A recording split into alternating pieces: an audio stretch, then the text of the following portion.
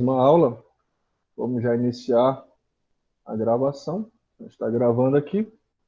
Então, hoje nós veremos a teoria estruturalista aí da administração. Esse daqui vai ser possivelmente nosso último assunto, né? Então, levaremos aí mais ou menos essa aula e outra aula para terminar esse assunto. E, por fim, na terceira semana, deixa eu ver quando, dia 22 ou dia 29, aí nós teremos a nossa última avaliação. Possivelmente dia 22, né? Amanhã não, perdão. Dia 15 a gente termina esse conteúdo, dia 22 nós teremos uma avaliação. E dia 29 aí nós teremos possivelmente algum encontro aí para viabilizar alguma nota que alguém ficou faltando, né? Alguma repescagem nesse sentido aí para o dia 29. Tá bom? Muito bem. Então, nós veremos aqui na teoria estruturalista muita coisa sobre o atual modo de administrar, né? Ela é, na verdade, um conjunto de várias teorias, então vai ter aqui assunto que vai aparecer que você já, na verdade, já viu, já leu, ou ouviu aí eu falar aqui nessa aula, tá? Então, bora lá. Então, aqui a priori aí é esse daí, esses são os objetivos da aula como um todo, né? A teoria estruturalista ela é gigante. Você pode notar através desses objetivos que estão dispostos aí, né? E se der para assistir toda ela hoje, ficaria muito interessante. Senão, teremos aí mais uma outra aula para isso, tá? Então, identificar as origens da teoria estruturalista, explicar a sociedade de organizações, proporcionar uma análise organizacional, identificar as tipologias de organizações, e são três ou quatro aí as mais indicadas para a gente estudar, proporcionar uma ideia dos objetivos organizacionais, identificar os conflitos organizacionais, que tem a questão dos objetivos pessoais, os objetivos organizacionais, o que é um conflito organizacional, se isso é bom ou se isso é ruim, né? Teremos aí esta percepção administrativa a respeito aí do conflito. E permitir uma visão mais sátira aí das organizações de diversos autores.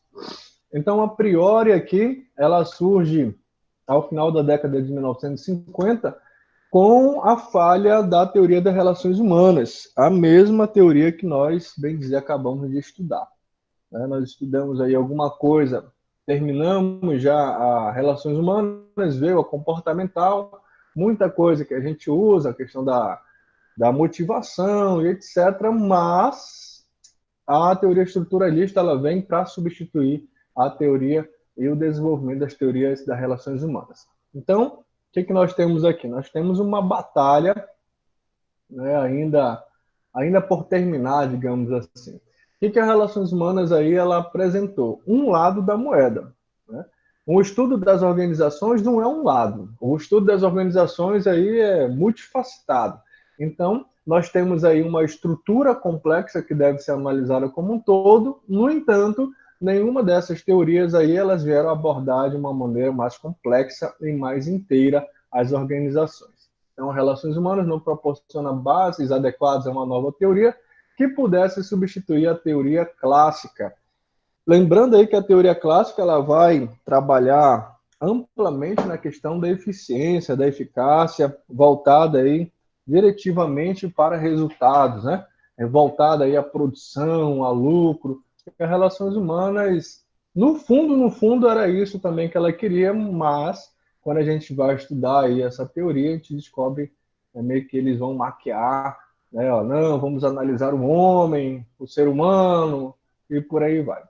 Bom, o que acontece aí? Nós temos uma batalha num ringue, né? Então nós temos aqui de um lado, nós temos a teoria clássica, nós temos aí do outro lado as relações humanas e no meio nós temos a teoria da burocracia que não teve como ultrapassar esses limites ou essas diferenças aí entre essas duas escolas, né? Então a teoria clássica e a teoria das relações humanas criaram um impasse.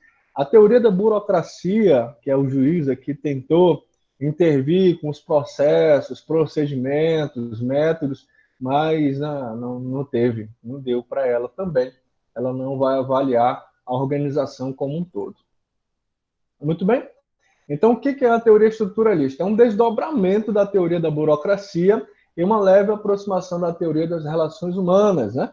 Em outras palavras, puxou para o pai e puxou para a mãe, né? A teoria estruturalista é como se, como sa, sou, é mais ou menos, não é nem lá nem cá, eu vou ficar no meio. Eu sou um terceiro termo, e por aí vai. A teoria estruturalista, ela é um pedaço de tudo, tá? Muito bem.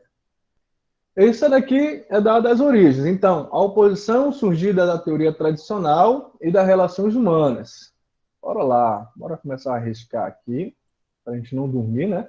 A oposição surgida entre a teoria tradicional e a teoria das relações humanas.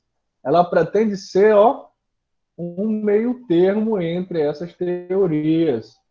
Teoria boa, se vocês estudarem com o professor Márcio Denis, ele vai dizer assim, a teoria boa é aquela que eu aplico, aquela que dá resultados. E ele está correto, né? Bom, nenhuma das duas vai analisar a organização como um todo. Teoria tradicional, né, que é a abordagem clássica, vai olhar por um lado mecânico da coisa, e a teoria das relações humanas vai aí romantizar muito as organizações. Bom, a necessidade de visualizar a organização como uma unidade social grande e complexa, onde interagem grupos sociais. Essa daí é a necessidade. Como assim é esta a necessidade? Cada uma delas olha de um lado, né? Bom, mas nós temos uma complexidade muito grande. Nós vimos aí nas aulas anteriores que é muita coisa para ser vista. Nós temos abordagens de liderança, nós temos o homem social, nós temos o homem administrativo, nós temos o homem clássico, né, homo econômicos. Bom, é preciso analisar tudo isso daí. Nesse sentido aqui, nesse sentido de unidade social grande e complexa, ela vai aí ter uma queda um pouco maior para relações humanas. Não quer dizer que ela vai ser propriamente relações humanas, tá? É a sociedade de organizações, né? Alguma coisa está escrito por aqui por baixo, organizações complexas. O que é uma organização complexa? Nesse daqui, uma organização complexa, ela é um juntamento, é o mesmo conceito aí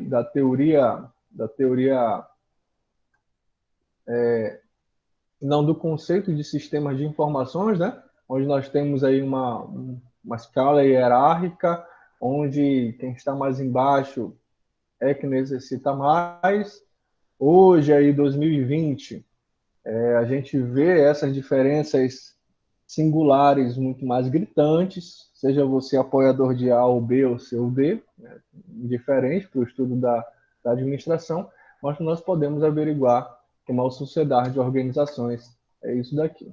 Fiz uma anotação, as partes aí são reunidas em um arranjo estruturado e tornam-se subordinadas ao todo, que é uma estrutura. Qualquer modificação em uma das partes implica modificações nas demais e nas relações entre elas. Em essência, equivale ao conceito de sistemas, onde o conceito de sistemas ele configura em partes interdependentes que trabalham em comum para o alcance de um objetivo. Né? Imaginemos aí, vamos tirar esses três aqui que estão, né? Como é que ficaria então essa estrutura aqui? Né? Aí, se você for analisar a figurinha por outro ângulo, nós temos essa relação aqui,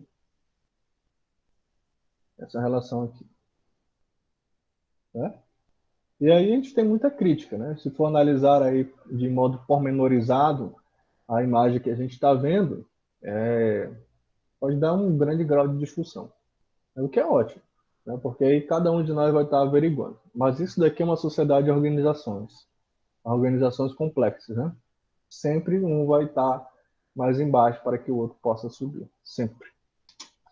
Estruturalismo é o método analítico e comparativo que estuda os elementos ou fenômenos com relação a uma totalidade, salientando seu valor de posição. Mas é um método que a gente vai aí levar em consideração todas as partes, né? Além do aspecto totalizante, o estruturalismo é fundamentalmente comparativo. O que é melhor, o que é pior. A estrutura é o conjunto formal de dois ou mais elementos. O que é uma organização, né? Nós vimos na última aula, a organização é o juntamento de duas ou mais pessoas que têm um objetivo em comum.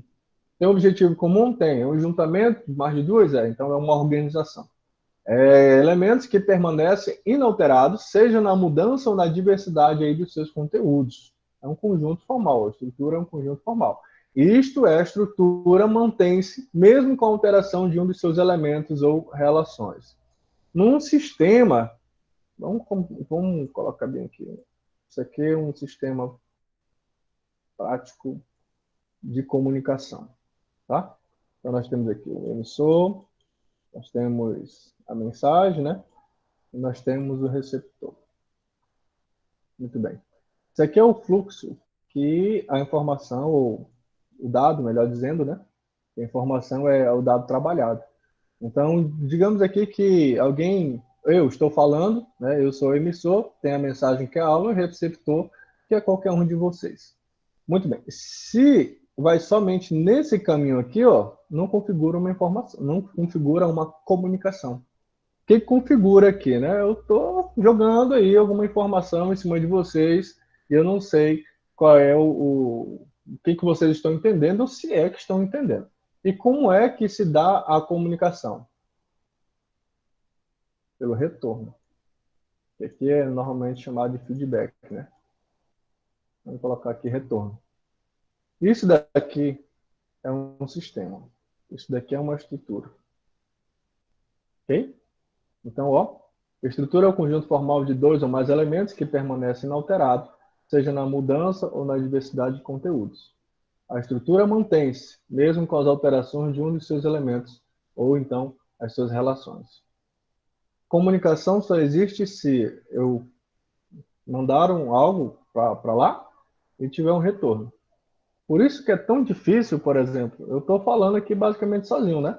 Porque estão ouvindo aí, beleza, é ótimo, é ótimo.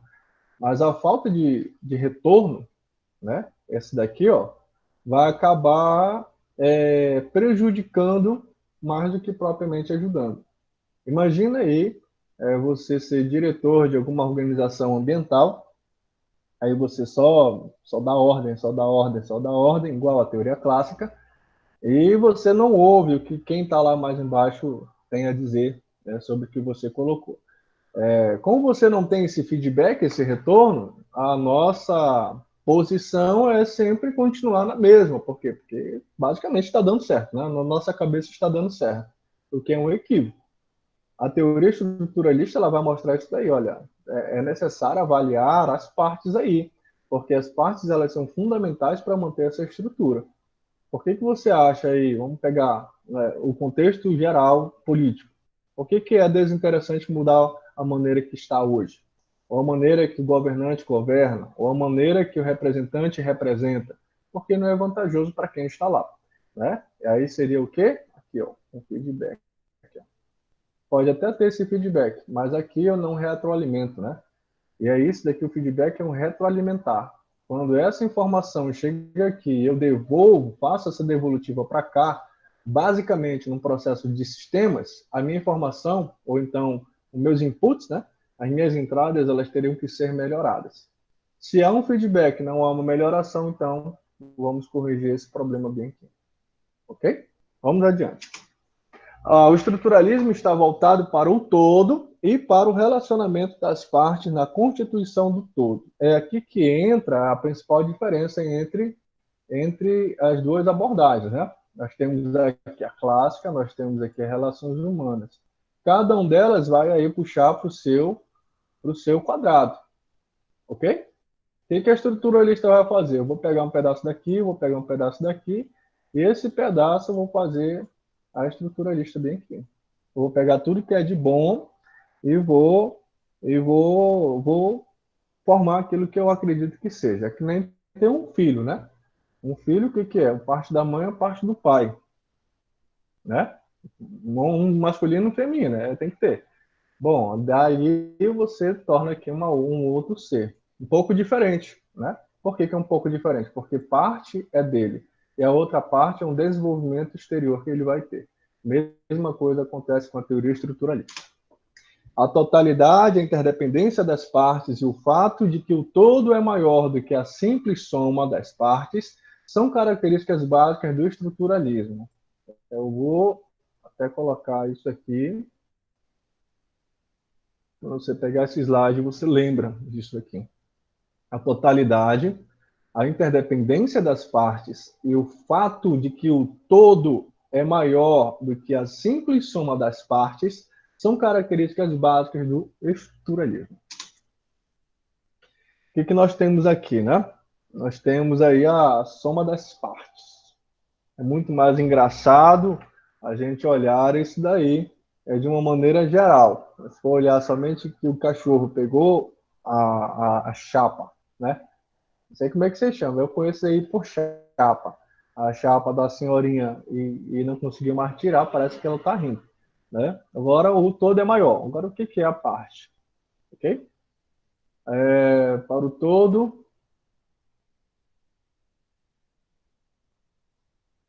como é, Felipe? O todo, eu não estou entendendo. É assim, vamos colocar assim, uma pizza.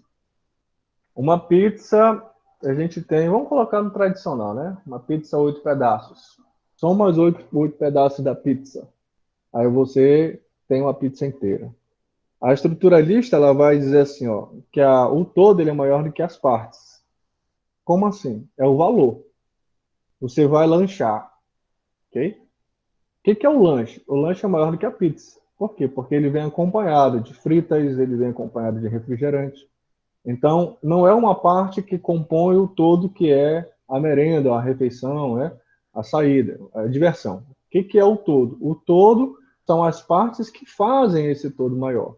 Então, por exemplo, dizer que a pessoa mais importante numa sala de aula é o aluno é uma enganação. Por quê? Porque você precisa de alguém para ensinar. Assim como também é uma enganação dizer que a sala de aula depende do professor. Por quê? Porque o professor depende do aluno. E dizer também que a aprendizagem depende do ensino. Entendeu? Então, estão interligados. Para que alguém possa aprender, é necessário que alguém ensine. Não, professor, mas eu posso ler. Alguém ensinou alguém a escrever. E essa pessoa soube escrever de uma maneira que uma outra pessoa que está lendo poderia aí se usufruir. Né? Então, no final das contas, o todo vai ser maior do que a simples soma daquelas partes ali. Entendeu? É só pensar, por exemplo, então, para finalizar, na tua turma.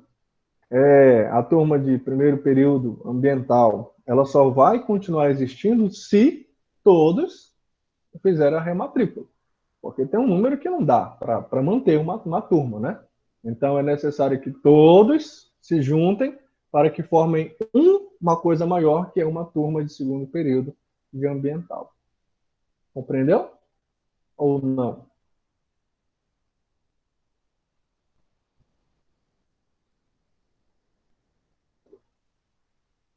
Isso. Ela é maior. A estruturalista ela é maior do que essas duas aí. Isso mesmo.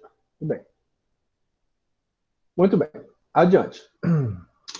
A sociedade aí de organizações. Para a estruturalista, a sociedade moderna e industrializada é uma sociedade de organizações. Zygmunt Bauman, ele traz isso. Né? Quem já teve a graça de ter algum livro dele, né, ele fala da sociedade líquida. O que é uma sociedade líquida? É uma sociedade de organizações. Interessante esse pensamento aqui. Ó. E o homem passa a depender para nascer, viver e morrer. Quem não nasceu de parteira, nem em casa, nasceu no hospital. O que é um hospital? Um hospital é uma sociedade de organizações. Tá. Quem não foi criado por bicho, foi criado em casa. Né? Tio, tia, avô, avó, mãe, pai. O que é uma família? Uma sociedade. Quando a gente vai aprender, a gente não aprende sozinho. Né?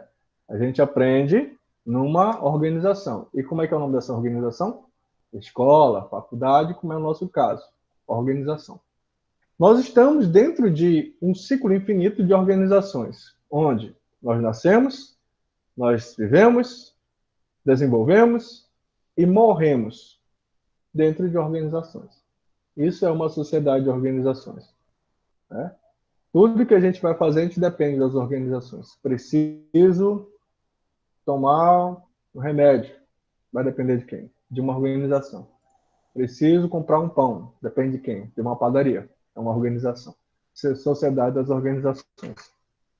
O estruturalismo ampliou o estudo das interações entre grupos sociais para as interações entre as organizações sociais.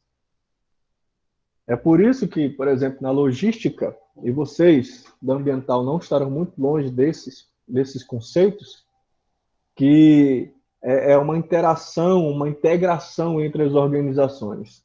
Imagina aí, você vai trabalhar com a questão ambiental, florestal, alguma coisa equivalente a isso, e a tua organização ela não tem um vínculo muito sadio com alguma organização fiscalizadora, algum órgão fiscalizador. O que vai acontecer? Uma hora dessa, essa tua organização ela vai ser multada, ela vai ser jogada ao chão, vão pisar na cabeça dos donos dessa organização e ela vai vir à inexistência. Por quê? Por causa da falta de interação entre as organizações sociais. Interessante pensar o que é uma organização social. Toda organização ela é feita de pessoas. Toda organização é feita de pessoas. Então, quando há uma falta de interação entre as organizações, o que há, na verdade, é uma ausência de interação entre as pessoas. Como é que vocês vão sobreviver até o final do período? Não, final do curso. Vocês interagindo. Deixem para se matar quando forem para o mercado de trabalho, porque aí, né, papai, tu contra eu contra tu. É basicamente isso. Mas enquanto isso, é necessário que haja uma interação positiva, né? Porque a interação ela vai existir. Se ela é positiva ou não, aí depende muito da relação que as organizações estão construindo. Diante. As organizações passaram por um processo de desenvolvimento ao longo aí de 4 etapas. Certo? 4 etapas. Vejamos então, primeiro, o momento da etapa da natureza, que consiste nos elementos da natureza, a base única da subsistência e da humanidade. Que momento da etapa da natureza é essa? Quando eu produzo para comer, quando eu produzo meu vinho, quando eu produzo meu arroz, quando eu produzo aí aquela minha subsistência. A primeira etapa é a etapa da natureza. Eu preciso naturalmente disso. Então, o primeiro momento é esse.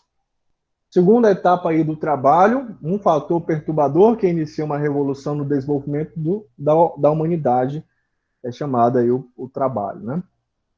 Imagem oitava aqui, o processo de desenvolvimento das organizações, etapa do trabalho. O trabalho em si, ele tem esse nome ruim, né? Os autores, quando vão falar sobre o trabalho, eles falam que o trabalho ele é meio pejorativo. Por quê? Porque o trabalhar, né? Trabalhar é bater massa, é difícil, é complicado e tal. Muito bem. Existe uma relação muito longínqua entre trabalho e emprego. O que é o emprego? Vocês terão aula aí com o professor André, mas ele vai dizer assim, um emprego, então, uma formalização de contrato trabalhista, ela tem aí algumas normas, né? Então, você tem que ser submisso, ter horário para entrar, horário para sair, ser remunerado e tem mais uma outra coisa aí que eu não lembro. Muito bem, essa é a questão de emprego. O que é o trabalho?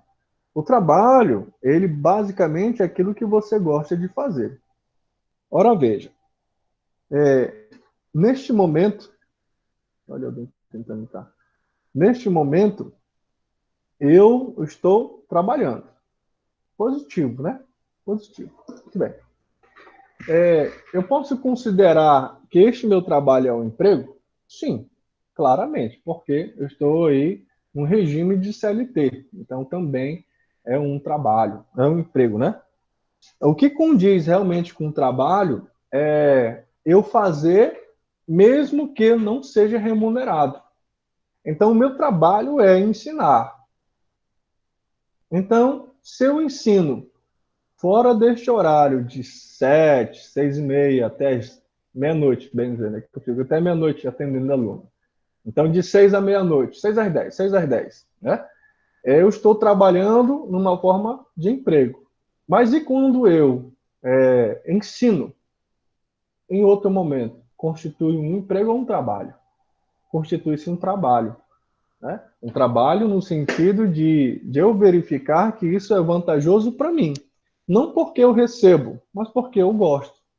Então, fundamentalmente, hoje o trabalho ele tem uma nova percepção. Não de tal qual nós estamos vendo aqui na crítica de Charles Chaplin, né? Mas o trabalho no sentido de gloriar, né? De ter sentido. É uma frase conhecida por muitos de nós é que o trabalho dignifica o homem, mas não o trabalho no sentido de emprego, mas o trabalho no sentido natural da coisa.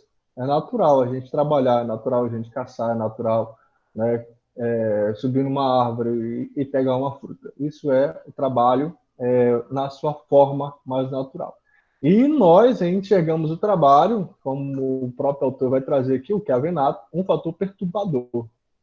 Por quê? Porque o trabalho ele não vem no fator natural da coisa, ele vem aí, ó, num ambiente industrial, né? Então, o trabalho vê-se como algo negativo nesse sentido.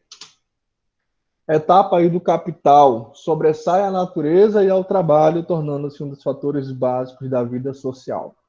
Aí nós temos, eu trouxe, fiz questão de trazer essa figurinha aí. Eu acho que essa aula eu fiz em 2019, eu acho, 2018. 2018, né, quando eu me encontrei aí com essa imagem aqui. Etapa do capital. Sobressai a natureza e ao trabalho. Muito bem. Professor, você acabou de falar que o trabalho é interessante, que é legal, é bonito. E mas não dessa forma. Né? Se você se indignar com isso aqui, parabéns. Se você não se indignar, parabéns também. Né? Vai depender muito do ponto do qual nós estamos analisando. Mas imaginemos aqui, né, que essa criança ela não está aí porque ela quer. Concorda comigo? Não está aí porque quer. Né? Olha o ambiente insalubre no qual ela está. Né? Isso aqui, quanto tempo está aqui? Né? A julgar aqui pela forma não ergonômica do trabalho. Hã? Será? É? Uma coisa é eu começar meu empreendimento com as coisas simples, sujas, até mesmo quebradas. É eu que estou fazendo, então eu vejo o sentido em fazer aquilo daquela maneira. Mas é diferente quando se torna na etapa do capital nesse sentido de explorar. A exploração sobressai a natureza ao trabalho, fator básico da vida social. Brazuca, nós brasileiros ainda somos mais cruéis ainda, né? Por quê? Porque nós temos algo não ético que se chama jeitinho brasileiro. O jeitinho brasileiro nada mais é do que se dar bem em todas as etapas. Então, por exemplo, se eu preciso de R$ 100, eu ganho R$ 100, mas porque eu tenho chance, eu vou ganhar 150, nem que seja na base da exploração de uma outra pessoa. Isso é jeitinho brasileiro, né? Consideremos aí essa ajuda que o governo está dando. Tem muita gente que não precisa e está pegando? Tem. E o que é isso? Isso aí é jeitinho brasileiro. E o jeitinho brasileiro, normalmente, ele acontece em cima das brechas da lei, né? Porque a lei, ela dá essa, essa liberdade de atuação no sentido de explorar, até mesmo. Vamos adiante. E a etapa aí da organização. A natureza, o trabalho e o capital se submetem à organização, no seu amplo, na sua questão complexa, né? A estruturalista e Fayol vão trazer a organização como um sistema social, no sentido também de responsável ou de corresponsável pela própria pessoa que está ali. Não é raro a gente ver, e acho que sempre tem uma colega aqui, deixa eu ver qual é o nome dela, ela sempre traz as suas considerações interessantes para a nossa aula, aqui é a Liliane, é acerca do trabalho, né? Às vezes a gente passa tanto tempo dentro do trabalho que a nossa família mais próxima é propriamente os nossos colegas, que nós não escolhemos para ser nossos colegas, eles estão ali por N motivos, por vantagem ou por competência, habilidade, sei lá o quê, e a gente acaba tendo ali uma relação mais natural com aquelas pessoas que ali estão. A organização tem um caráter independente da natureza, do trabalho, do capital, e utiliza-se deles para alcançar aí seus objetivos. Então, nós tivemos o primeiro momento da natureza, produzo. Segundo momento, eu tenho a questão do trabalho, né, onde é visto como algo que, será que é? Será que ele vai dar? Né? O Cavenato, ou qualquer um livro não, alguns livros no desenvolvimento do capital, da sociedade capitalista, ela vai mostrar essas etapas. Em determinado momento vão ter aí os artesãos, por exemplo. Os artesãos, eles ensinavam os aprendizes e depois de 10, 20 anos aí trabalhando junto com esses aprendizes, eles se tornavam mestres. E eles poderiam fazer também outros aprendizes se tornarem mestres. O que acontece? Houve um momento aí em que teve muito mestre na praça. E quando se há muita oferta, há pouca procura, né?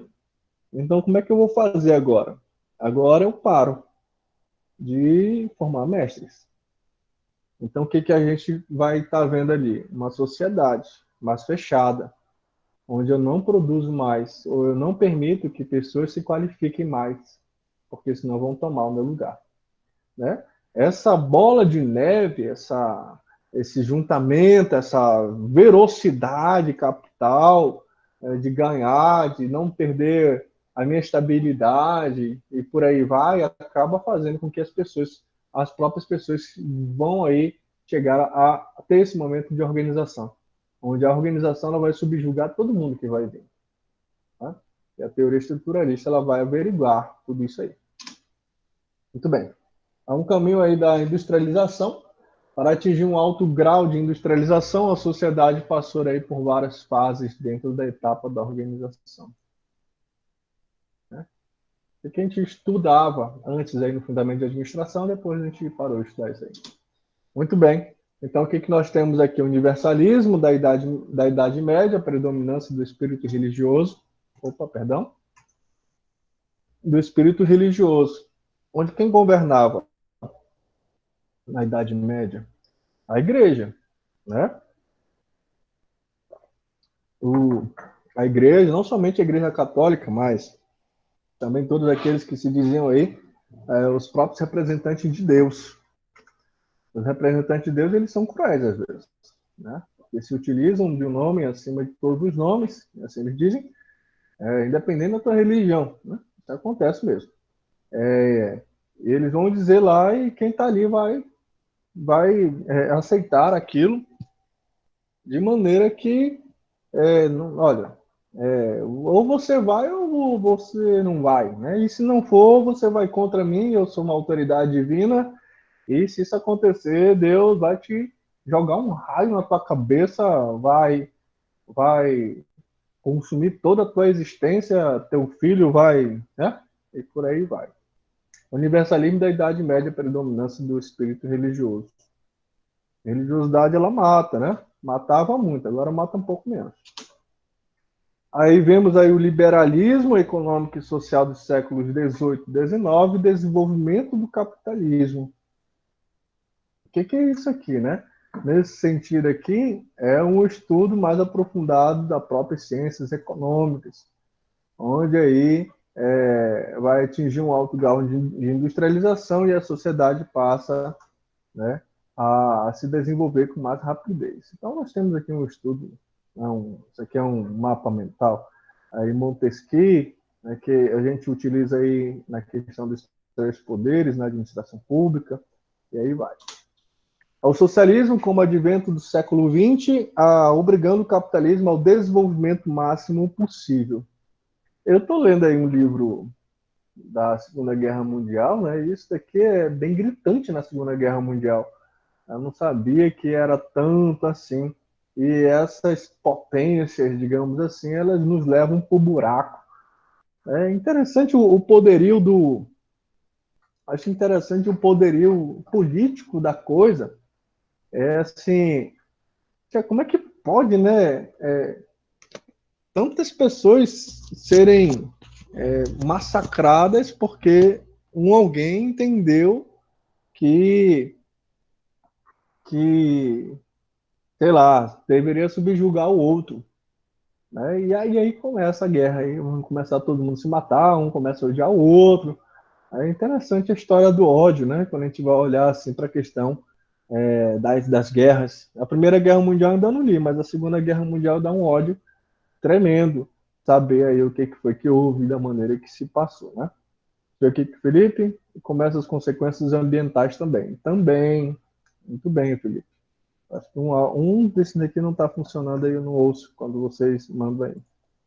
Alguém manda uma mensagem aqui no chat, deixa eu só ver onde é que tá, qual é que tá tocando aqui para mim.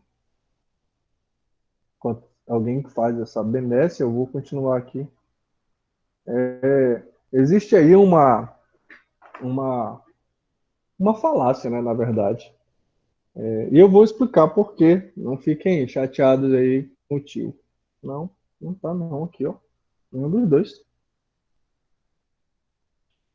Tá não. Mas vocês estão me ouvindo, não estão? Sim, Ah, tá. Aqui, é desse lado aqui. Então, deixa eu ver. É desse lado aqui, mas não tá pegando ali. Tá bom, obrigado. Eu achei interessante um curso que eu estou fazendo, e ele vai ficar aí gratuito até o final do mês. Não sei se vocês vão conseguir, se tiverem interesse. É um curso de reaprendizagem criativa do Murilo Gun. E logo nas primeiras aulas, né, na verdade são palestras que ele fez no Rádio Work Papai, um evento que ele mesmo desenvolve. Ele colocou assim: uma das maiores enganações é dizer que o mundo pede socorro, né? Por que é uma enganação? Porque depois eu fui pesquisar sobre isso e, na minha visão, ele está correto em dizer isso. Porque se o mundo, tal qual conhecemos, ele parar de existir, por exemplo, parar a água, não tem mais como respirar, quem morre, na verdade, é o mundo? Não, quem morre é a vida, né? Nós, seres humanos, animais. Nós que morremos. O mundo vai ficar aí. Ele vai ficar aí e pronto mesmo. Ele vai se desenvolver Eu vi um documentário interessante sobre uma teoria, né? Uma das várias teorias sobre a extinção dos dinossauros. E nessa teoria ele aborda assim, imagina aí que veio um meteoro, pá, né, o mais conhecido de todos, pá, veio lá, acabou com a raça dos dinos todinhos. E aí depois, né? A gente entende isso aí, mas e depois? E depois rolou aí uma ação enérgica do mundo em milhões de anos. Milhões, papai. Então, veja bem, se a gente acaba com o mundo do jeito que ele é, bicho, não é um mundo que vai morrer, cara. Somos nós, né? Então a consciência não é para salvar o mundo. O mundo, meu irmão, nós somos inquilinos, né? A gente encheu muito o saco do mundo, do universo aí, ele manda todo mundo pro ar e acabou, né? Aí existe, não, vamos salvar o mundo. Salvar o mundo nada, mesmo. Tu tem que se salvar, né? Por isso a importância de ter aí hábitos ambientais satisfatórios, sustentáveis. Não é para salvar o mundo, é para salvar a nossa própria pele, né? Estamos, isso mesmo. Bom, é uma percepção interessante se você puder fazer o curso. Reaprendizagem significa reaprendizagem criativa. Muito bem. Gosto do Peter Drucker, né, na visão de administrador. O mais importante na comunicação é ouvir o que não foi dito. A atualidade, que se caracteriza por uma sociedade de organizações. Ouvir o que não foi dito. O que não foi dito? Aí nós temos as nossas habilidades. São as nossas habilidades. Ouvir aquilo que não foi falado. Ou seja, temos aí a nossa conversação não verbal. Conversação não verbal, segundo os estudos, é 80% da comunicação. Então, por exemplo, para vocês que estão me vendo, né, vocês que estão olhando para mim agora, em vez de para o slide, podem ver a veracidade do que eu estou dizendo ou não. Como? Através, você está interpretando, né, querendo ou não, você está interpretando o que eu estou querendo te dizer. Isso vai desde o gesto das minhas mãos, a maneira que meu olho faz, a minha boca, né, do jeito que eu me mexo, tudo isso traz uma veracidade. Então, no fundo, cada um de nós entende mais do que propriamente foi dito.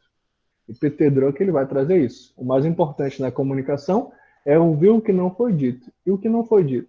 Digamos aí que estamos numa brincadeira, aí eu falei algo para vocês, chacota, né? Fui lá, fiz uma chacota com a turma toda e tal. Aí no final alguém fala assim, professor, mas o senhor tá de deboche com a nossa cara, né? Tá de deboche. Como é que você sabe que é deboche? É a maneira com qual você interpretou, e não a maneira que eu disse, né? Isso daí é ouvir o que não foi dito. Muito bem, vamos adiante. Então, aqui nós vamos ver a questão de Tizione. Tizione tem uma turma, vocês não estão envolvidos nessas apresentações, porque a participação da turma é muito baixa, então, para não ter dois trabalhos de fazer isso daí, depois fazer outra avaliação, bababá, bebê, eu resolvi não aplicar aqui. E então a gente parte para a aula normal. As outras turmas, elas estão apresentando, né, cada assunto que está sendo ministrado aqui para vocês, as turmas estão apresentando para eles mesmos. E Tizione, ele traz essa revolução de organizações. Né? A maneira com a qual nós vamos olhar as organizações é que fazem diferença com a maneira que também que ela nos recebe. Muito parecido com uma frase do professor Clóvis de Barros Filho. Ele diz assim, tudo é uma questão de força. Né? O mundo vai te respeitar, o universo vai te respeitar na exata proporção que você mostrar força para ele. O que é o equilíbrio? O equilíbrio é força, né? Você coloca força aí. Se você fraquejar, vai desequilibrar. Se você colocar muita força, vai desequilibrar. Então, o equilíbrio é uma potência de força. Você se encontra aqui e bota para fazer força. Equilíbrio. E Tizione também vai fazer um novo equilíbrio aí nesse sentido. Então, Tizione vê uma revolução da organização como a formas sociais emergentes, enquanto as antigas modificam as suas formas e alteram as suas funções. Sociais emergentes. Sabe o que vai fazer diferença nesse mundo pós-Covid, né? O Walter Longo, um grande pensador do marketing, ele é muito influente. Não sei se alguém já chegou a assistir o Aprendiz, logo as primeiras edições. Quem é 18, 16 anos, 18, 19 anos não vai lembrar, mas quem é mais velho já deve ter visto. E ele era um dos conselheiros do Roberto Justus. É um camarada muito inteirado assim, de tudo. E ele classifica o mundo assim, ACDC. Nós temos costume de como? Né? Antes de Cristo, depois de Cristo. Aí tem uma banda também, AC/DC. O que é o ACDC nesse sentido? É antes-Covid e pós-Covid. Vamos olhar o mundo através de uma revolução organizacional. Né? Vamos aproveitar essa aula para isso. Quais serão as formas sociais emergentes? Você já parou para pensar? Se você não parou para pensar, eu vou te convidar a parar para pensar. Como é que vai ser, ou como serão as organizações ambientais pós-Covid? Já parou para pensar nisso? Né? Não é pegar o pensamento de uma outra pessoa, é você parar para pensar como é que vai lidar com isso. Né? Como professor, eu me preocupo em não me prender muito aos conceitos teóricos, muito anos atrás, né? Porque as maneiras com as quais nós resolvemos problemas há 15 anos, por exemplo, 10 anos, não vai ser a maneira que nós vamos resolver daqui a 2 anos. já se passaram 12, né? São 10 para cá, falta 2 para lá, então são 12. Aí você resolve o problema daqui a mais 2 anos com uma resolução que foi 12 anos passado? Não. Né? É a mesma situação da Covid.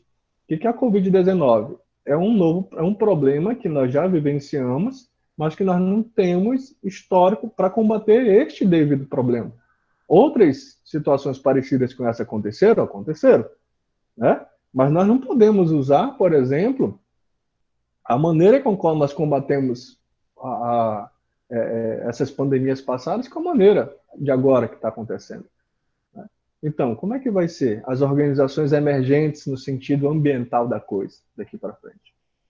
Muito bem. Essa revolução produz uma variedade de organizações das quais a sociedade passa a depender mais intensamente. Eu decidi, procurar um outro emprego, né? Aí fiquei pensando aqui, poxa, mas eu quero ir para um escritório, basicamente. Eu quero voltar a bater ponto, sair de casa 7 horas, né? 7h30 tá lá no trabalho, 8 horas, voltar às 5 horas da tarde. Não gosto, não quero mais isso para minha vida, não. Se puder ser aula, né, eu vou. Para professor eu vou, mas para escritório, acho que não. Aí eu cato meus botões, eu já sei. Eu vou procurar um emprego que seja home office. Home office. Eu tenho algumas áreas aí que eu gostaria muito de trabalhar, porque quando mais novo não tinha muita paciência para trabalhar em certas áreas. E hoje, não que eu seja um velho acabado, né? Mas hoje um pouco mais enfim, né? Enfim, hoje a situação já muda um pouco mais. Eu vou procurar um emprego home office. O que é um emprego home office? O que é um emprego? É isso, Lina. Muito obrigado, mais experiente. Muito bem. É que eu estava pensando numa outra situação ali. Muito obrigado, Lidiane, por me socorrer. Então, assim, eu vou procurar um emprego home office numa área que eu possa me desafiar, né? Tem que ter uma área que eu possa me desafiar. Não tem desafio, não tem nem graça. Aí, muito bem. E ontem, eu olhando aí o Instagram, olha só, olhando meu Instagram, eu pouco olho o Facebook, isso é mais morte, etc. No Instagram, o conteúdo é mais selecionado e mais filtrado. E lá tinha, né, procura-se, perfil tal, etc e tal, home office. Eu digo, pronto, papai, é aí, né? É aí que eu vou me encaixar. Mandei uma mensagem para lá, não, vou nada, passa vergonha. Aí eu peguei, mandei uma mensagem para lá e mandei mensagem para os contatos que também tinham ali. Aí eu emprego aqui em Manaus mesmo, vai morrer de colar.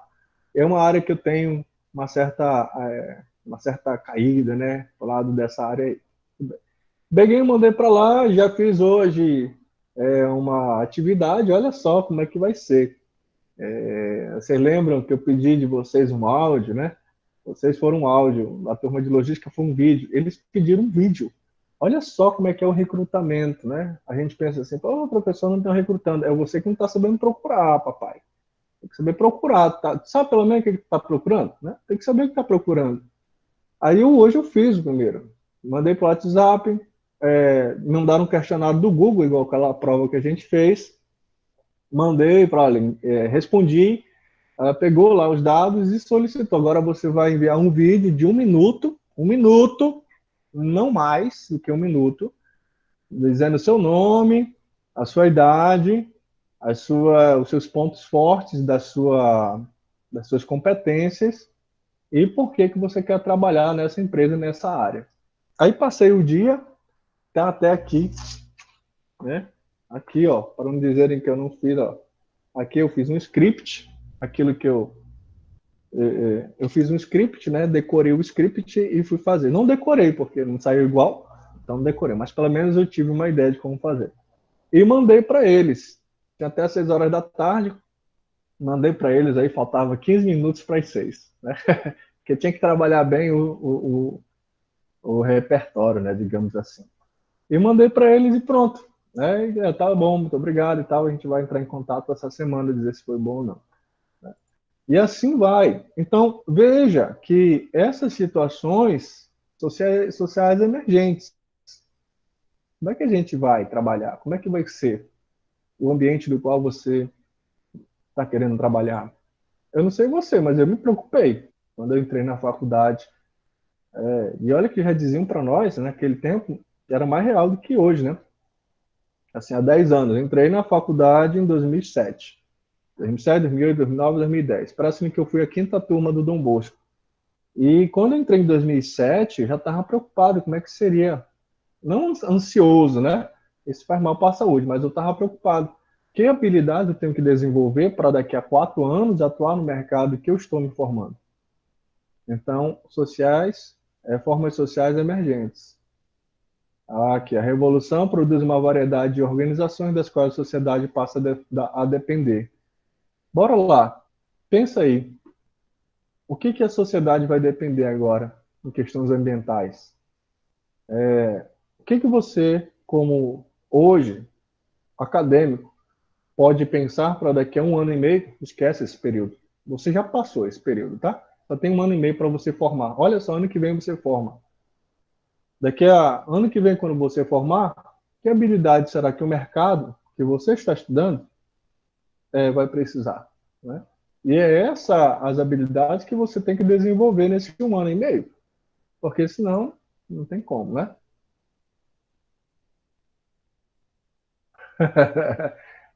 Felipe, a gente tem que trabalhar a tua autoestima, hein, maninho?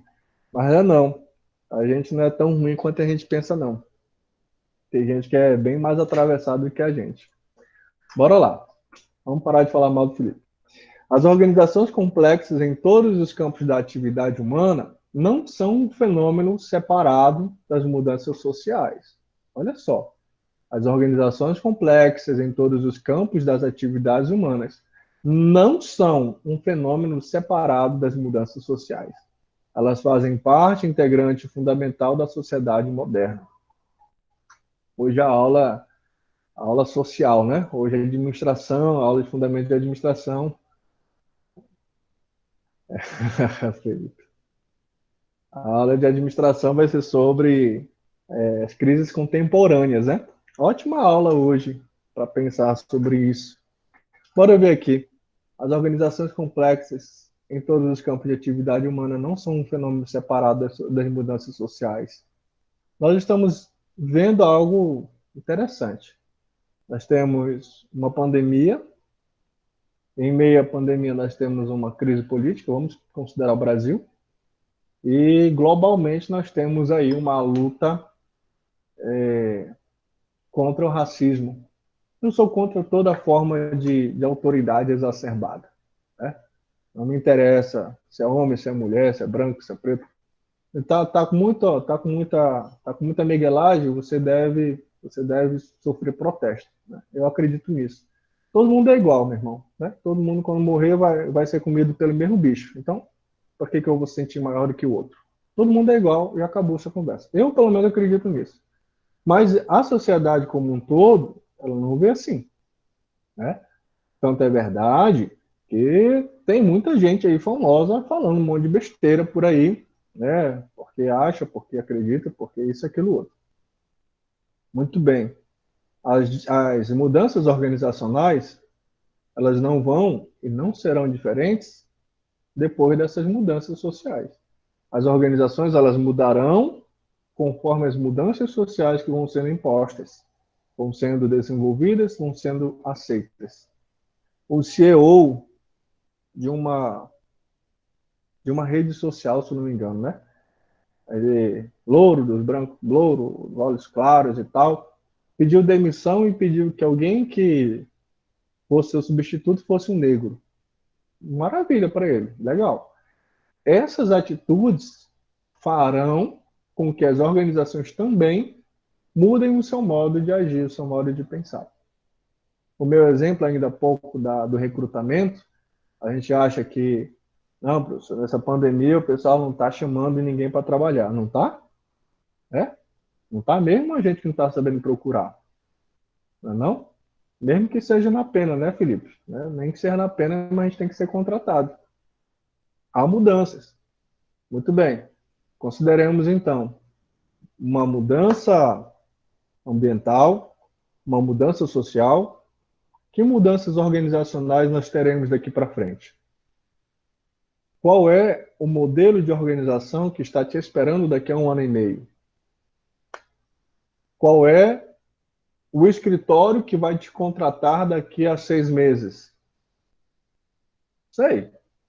Mas se você não olhar para o que está acontecendo ao redor, né? Lembra aí a questão do todo, ele é maior do que a soma das partes. Se você minimamente não entender as partes, como é que a gente vai entender o todo? Como é que eu vou entender o mercado do qual eu estou tentando me preparar se eu não olho para essas crises todas que estão acontecendo ao meu redor, né? Deixa eu ver aqui.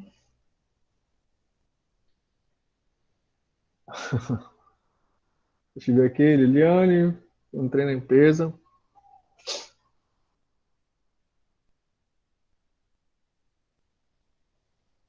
É, tem que jogar o jogo deles. A Liliane aí tá correta.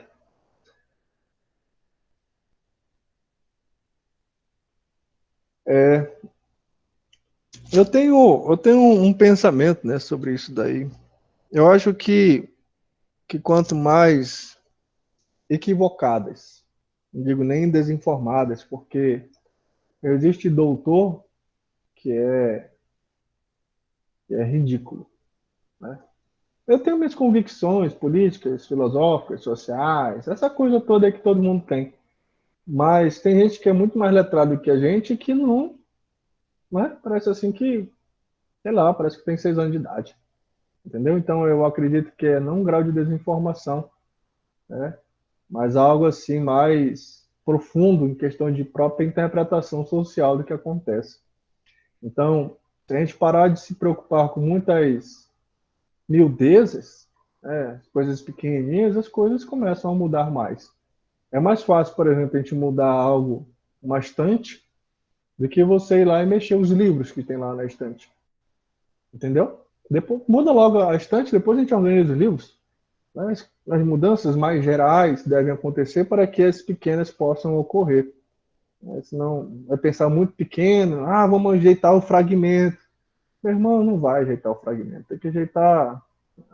Como é que é juntar, né? Não sei se a Marcela está aí. A Marcela parece tem cara de que gosta de arrumar a casa, né? Gosta assim de tudo direitinho. Não sei se ela está aqui. Foi embora? Foi embora já. Eu não sei quem das meninas ou dos meninos que estão aqui gostam de ter tudo arrumadinho, mas você que gosta de ter bem tudo arrumadinho, você sabe que para arrumar você tem que bagunçar, não é não? Não, nada disso, né? Por exemplo, olha ali a minha estante. E a minha estante ali, né? Ela tá arrumada para mim, mas a minha mulher quando vem ela diz que está desarrumada, né? Aqui, por exemplo, deixa eu mostrar para vocês aqui. Aqui, ó. Estão vendo? Os livros que estão aqui? Beleza. Para mim, esse aqui tá arrumado. Mas quem chega aqui no meu escritório e olha esses livros aí, diz que tá jogado. Vê? Então, o que que acontece? Para você ter grandes revoluções, você tem que entrar num caos, né? O caos agora, por exemplo, que estamos tendo. O caos na saúde, o caos na segurança, o caos nas questões raciais, tudo isso daí. Se a gente não aproveitar o caos para arrumar, vai tudo ficar do mesmo jeito. É igual quando do preguiçoso, né? Opa, peraí, caiu, minha câmera caiu. Deixa eu ver como é que eu estou aqui. Peraí, ninguém sai da sala, hein? Um pequeno erro aqui técnico. Muito bem. Esqueci o que eu ia dizer agora. Bom, deixa eu passar aqui. O que vocês colocaram aqui?